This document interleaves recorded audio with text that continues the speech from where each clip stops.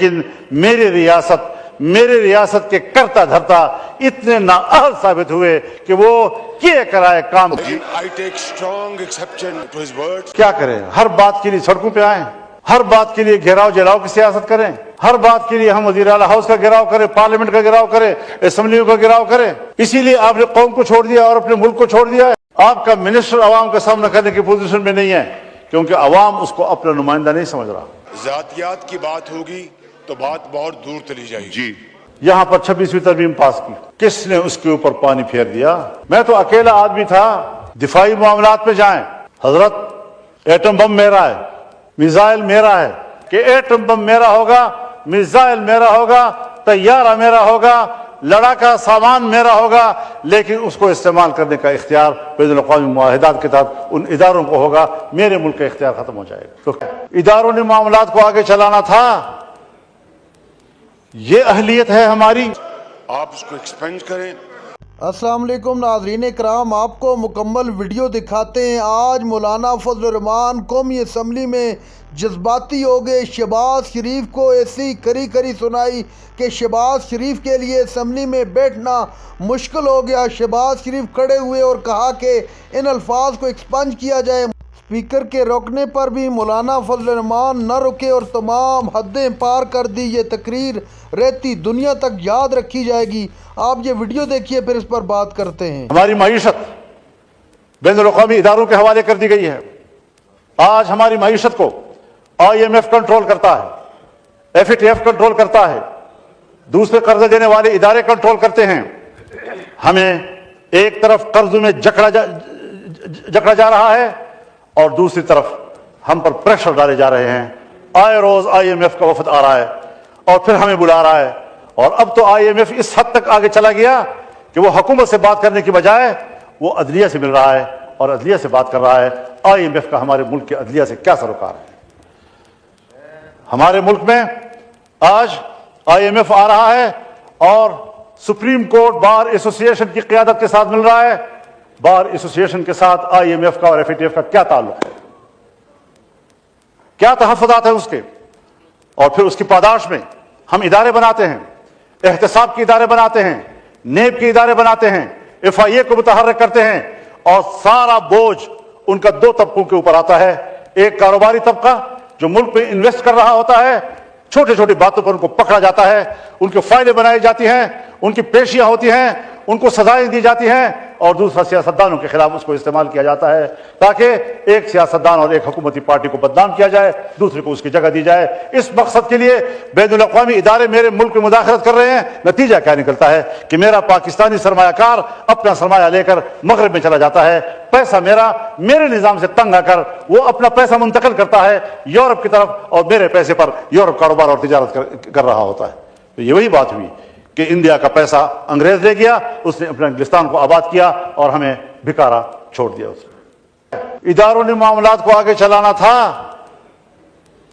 یہ اہلیت ہے ہماری کہ آپ کا ایک شہری اپنے وطن عزیز کے تحفظ کے لیے, اپنے وطن عزیز کی خدمت کے لیے, ملک کو ایک بڑے شورش سے بچانے کے لیے 75 سال ہم نے کشمیر کے محاذ پر انڈیا کے ساتھ آزمائشوں میں گزاری. اب ایک نئی آزمائش کے لیے ایک نئی سرحد ہم کھول رہے ہیں. ہم نے اس تصور میں وطن عزیز کی مٹی کے ساتھ وفاداری نبھاتے ہوئے اس کے لیے سہولت پیدا کرنے کی کوشش کی. لیکن میری ریاست کے کرتا دھرتا اتنے نااہل ثابت ہوئے کہ وہ کیے کرائے کام. کہ قبائلی علاقوں میں کیا ہو رہا ہے, اس کے ساتھ متصل اضلاع میں کیا ہو رہا ہے, بلوچستان میں کیا ہو رہا ہے, تو شاید وہ یہی کہتے کہ مجھے اس کا کوئی علم نہیں ہے. اگر میرا حکمران جس حیثیت میں بھی ہے ملکی معاملات کے بارے میں اتنا بے خبر ہے, اور مجھے یاد ہے ایک زمانے میں ہم نے مل کر کام کیا ہے, افغانستان ہمارے جرگے جاتے تھے اور میں نے جب ان سے پوچھا تو ان کو کوئی علم نہیں تھا. کون فیصلے کرتا ہے, کہاں فیصلے کیے جاتے ہیں؟ ذمہ دار تو کل پاکستان ہوگا, ذمہ دار تو حکومت بھی ہوگی اور اپوزیشن بھی ہوگی, ذمہ دار تو پارلیمان ہوگا. عوام کی نظر میں تو ہم ذمہ دار ہیں. اور حقیقت یہ ہے کہ اس ملک میں کوئی سویلین اتھارٹی اس وقت موجود نہیں ہے, کوئی نظریاتی سیاست موجود نہیں ہے. مکمل طور پر پاکستان میں خاص اسٹیبلشمنٹ وہ بند کمروں میں اور اپنے محلات میں جو چاہے فیصلہ کرتے ہیں, اور حکومت کو ان کے فیصلوں پر انگوٹھا لگانا پڑتا ہے. ہمیں کچھ یہاں سے نکلنا ہوگا یا نہیں نکلنا ہوگا؟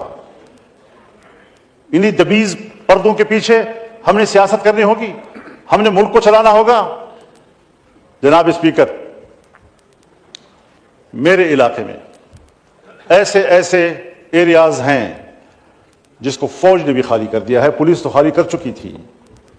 بتا دوں آپ کو, ایوان کو بتانا چاہتا ہوں, وہ علاقے کہ جو پولیس تو خالی کر چکی تھی لیکن فوج بھی خالی کر چکی ہے, اور جہاں پر جنگ ہو اور پولیس بھی نہ ہو اور فوج بھی نہ ہو تو وہ ایریا کس کے قبضے میں ہوگا اور وہاں کس کا ریٹ ہوگا؟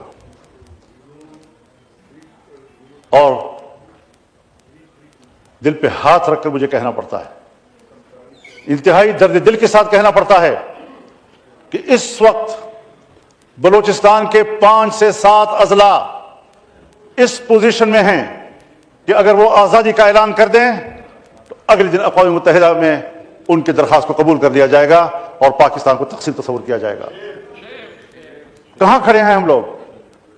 میری گفتگو کو جذباتی گفتگو نہ سمجھا جائے, میں جذباتی باتیں نہیں کیا کرتا, لیکن حقائق تک پہنچنے کے لیے پارلیمنٹ کو بھی پہنچنا ہوگا اور حکومت کو بھی پہنچنا ہوگا. اس وقت جب ہمارا ایوان یہاں بیٹھا ہے, صوبہ خیبر پختونخوا کے جنوبی اضلاع, اس وقت وہاں کوئی حکومت نہیں ہے, وہاں کوئی پولیس نہیں ہے. پولیس چوکیاں اندر سے کنڈے لگا کر بند کر دی گئی ہیں اور پولیس عملہ اس میں محصور ہے, اور سڑکیں اور علاقے اور گلیاں یہ مسلح قوتوں کے ہاتھ میں ہیں. کب سوچیں گے ہم ملک کے لیے؟ کب سوچیں گے ہم اس بات کے لیے کہ اس ملک کی بقا کا بھی کوئی سوال ہے؟ آج اگر کوئی بقا کا سوال پیدا کرتا ہے, اس پر چیخو پکار کرتا ہے, برا منایا جاتا ہے.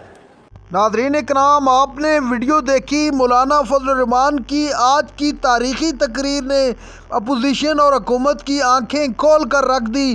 مولانا فضل الرحمان نے واضح طور پر بتا دیا کہ معاشی حوالے سے بات کریں یا سیاسی حوالے سے, حکومت مکمل ناکام ہو چکی ہے. ملک میں کوئی سیاسی استحکام نہیں, ملک کے اندر امن و امان کا قیام نہیں کر سکتی یہ حکومت, لہٰذا اس حکومت کو گھر چلے جانا چاہیے. شہباز شریف پر تنقید کرتے ہوئے مولانا صاحب نے کہا کہ اس وقت 2 صوبوں میں حکومت کی کوئی ریٹ نہیں ہے.